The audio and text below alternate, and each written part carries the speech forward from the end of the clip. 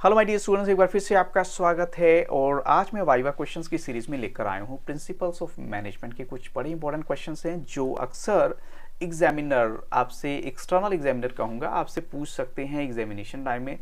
जैसे principles of management की बात करें तो सबसे पहला क्वेश्चन तो यही बन सकता है कि कितने प्रिंसिपल्स ऑफ मैनेजमेंट गिवन है और दिए किसने हैं। तो हम कहेंगे फ्योल ने दिए हैं, हेनरी फ्योल ने, और वो कितने हैं, 14 है।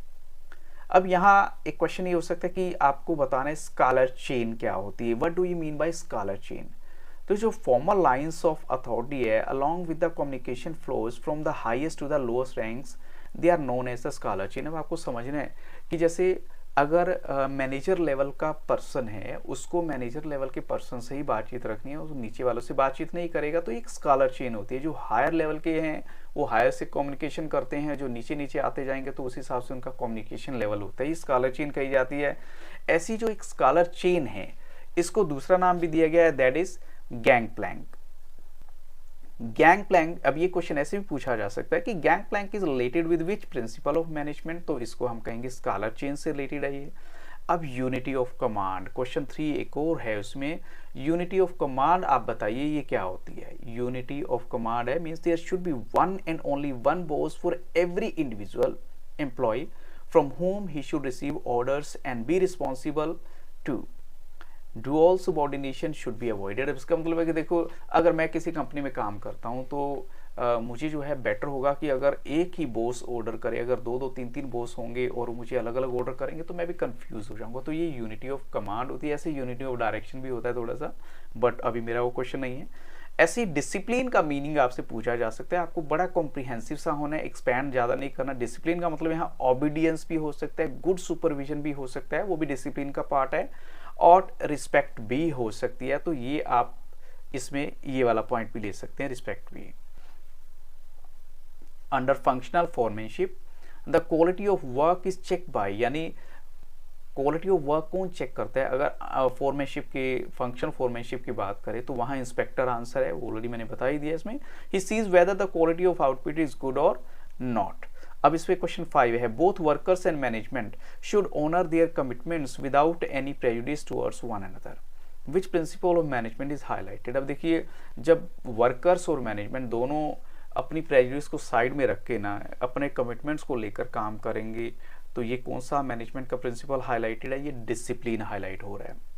ऐसे क्वेश्चन 6 है, people and materials must be in suitable places at appropriate time for maximum efficiency. जो पीपल एंड मटेरियल है वो अपने सूटेबल जगह पे होने चाहिए अप्रोप्रिएट टाइम में और मैक्सिमम एफिशिएंसी के लिए। तो यहाँ कौन सा प्रिंसिपल ऑफ मैनेजमेंट हाईलाइट हुआ है? देखो, ये कॉम्प्लिकेटेड क्वेश्चंस हैं, थोड़ा सा आपको माइंड लगाना है। ऑर्डर, वैसे आंसर यहाँ गिवन है, a place for everything and everyone should be in designated place, यानी हर चीज का जो एक जगह वो प्रॉपर फिक्स होती है, तो उसमें कंफ्यूजन नहीं होना चाहिए। ऐसे क्वेश्चन 7 है, which principle prevents dual subordination. अब ये पीछे हमने किया, उसी का ऑपोजिट क्वेश्चन पूछ लिया कि कौन सा ऐसा प्रिंसिपल है जो कहता है कि डुअल सबॉर्डिनेशन होनी चाहिए, तो वो है यूनिटी ऑफ कमांड। इसका मतलब क्या है कि हर वर्कर जो है should receive orders and instructions from one superior only to avoid confusion, conflict और इवन डिस्टर्बेंस।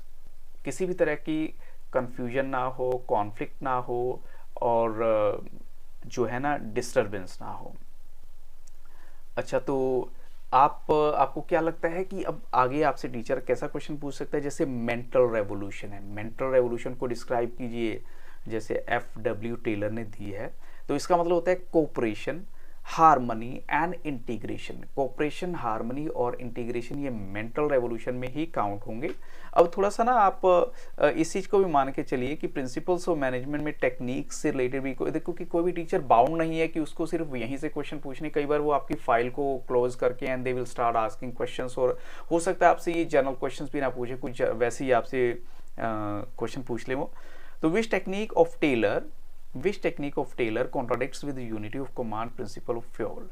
तो वो है फंक्शनल फॉर्मेनशिप, ये कॉन्ट्राडिक्ट करती है फंक्शनल फॉर्मेनशिप।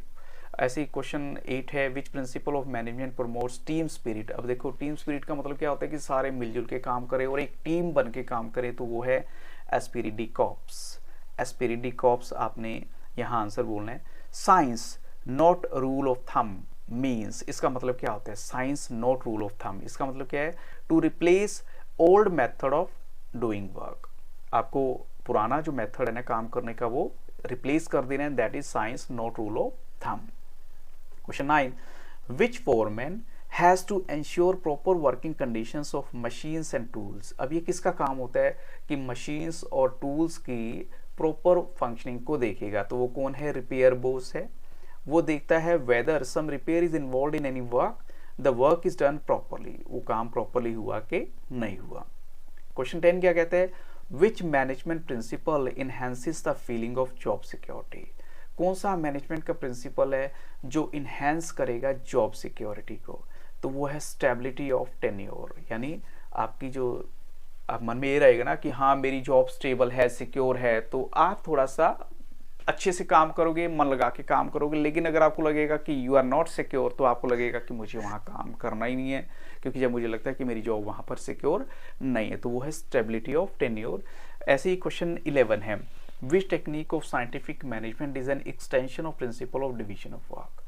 तो ये जो कौन सी टेक्निक है साइंटिफिक मैनेजमेंट की जो principle of division of work का एक्सटेंशन मानी जा सकती है, वो है फंक्शनल फोरमैनशिप। अब देखो इसमें क्या है, हर वर्कर को जो है ना वो अपने ऑर्डर लेने होते हैं from the 8 foreman in the related process और फंक्शन ऑफ प्रोडक्शन, नेमली जैसे इंस्ट्रक्शन कार्ड क्लर्क है, रूट क्लर्क है, टाई एंड कोस्ट क्लर्क है, डिसिप्लिनेरियन है, स्पीड बॉस है, गैंग बॉस है, रिपेयर बॉस है, इंस्पेक्टर है। तो यानी आपको ये डायरेक्ट 8 जो है ये नाम भी लर्न करने पड़ सकते हैं, कोई आपसे पूछा जा सकता है इसी के बारे में।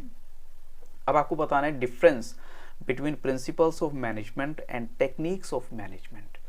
टेक्निक्स और प्रिंसिपल्स के बीच का जो मैनेजमेंट के हैं उनका क्या डिफरेंस है। तो management principles are guidelines to take decisions, whereas management techniques are procedures involving series of steps to be taken to achieve desired goals। अब फिर से एक बताता हूँ, मैनेजमेंट प्रिंसिपल्स वो गाइडलाइन होती हैं, आप डिसीजन ले सकें, जबकि मैनेजमेंट टेक्निक क्या होती है, प्रोसीजर होते हैं जो इन्वॉल्व होते हैं series of steps to be taken to achieve desired goal. ऐसे क्वेश्चन 13 है, why principles of management are called contingent. Principles of management को आप कंटिंजेंट क्यों कह सकते हैं, क्योंकि जो एप्लीकेशन है प्रिंसिपल्स की has to be changed according to the prevailing situation at a particular point of time. इसको आपको चेंज करना होता है according to the prevailing situation, जो सिचुएशन होती है जिस टाइम जिस तरह के हालात हो उस हिसाब से आपको चलना होता है।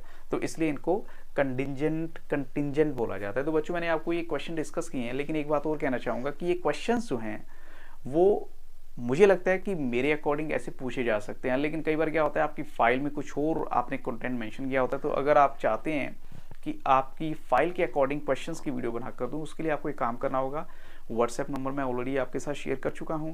अगर आप चाहते हैं कि आपका टॉपिक कोई डिफरेंट है इसके कंपैरेटिवली, तो आप वो भी अपना टॉपिक बताइए, आपको 100% मैं वो वीडियो प्रोवाइड कर दूंगा। So thank you very much. Video अच्छी लगी तो लाइक जरूर कीजिएगा। Have very nice day.